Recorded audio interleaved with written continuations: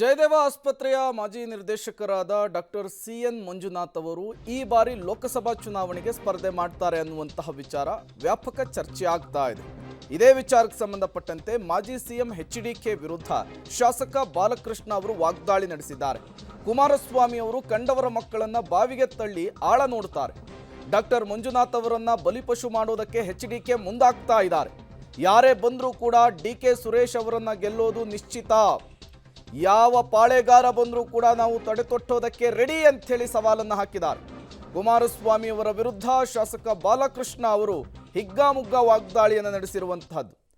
ಇದು ಮಾಗಡಿ ಕ್ಷೇತ್ರ. ಕುಮಾರಸ್ವಾಮಿ ಅವರು ಬರ್ತಾರೆ ಅಂತ ಹೇಳಿ ಮಾಧ್ಯಮದವರು ಅವಾಗ ಕೇಳಿದ್ರು. ಯಾರು ಬಂದ್ರು ನಾವು ನಿಂತ್ಕೊಳ್ಳೇಬೇಕು ಅಂತ ಹೇಳಿದ್ರು. ನಾವು ಬೆನ್ ತೋರಿಸಿ ಓಡಾಗೋ ಜೈಮಂದವ್ರು ಅಲ್ಲ. ನಾವು ಬೆನ್ ತೋರಿಸಿ ಯುದ್ಧರಂಗದಿಂದ ಬೆನ್ ತೋರಿಸಿ ಓಡಾಗೋ ಜೈಮಂದವ್ರು ಅಲ್ಲ. ನಾವು ಯಾರು ಪಾಳ್ಳಿಗಾರರು ಬಂದ್ರು ಕುಸ್ತಿ ಮಾಡಕ್ ನಾವು ರೆಡಿ ಇದ್ದೀವಿ. ತೊಡೆತಟ್ಟಕ್ಕೆ ನಾವು ರೆಡಿ ಇದ್ದೀವಿ. ಡಾಕ್ಟರ್ ಮಂಜಣ್ಣವ್ರಿಗೆ ಪಾಪ ಆ ರಂಗದಲ್ಲಿ ಗೌರವ ಇದೆ. ರಾಜಕೀಯ ರಂಗನೇ ಬೇರೆ, ಆ ರಂಗನೇ ಬೇರೆ. ರಾಜಕೀಯದಲ್ಲಿ ಹೆಣ್ಬೇಕಾದ್ರೆ ಸುಲಭ ಏನಲ್ಲ.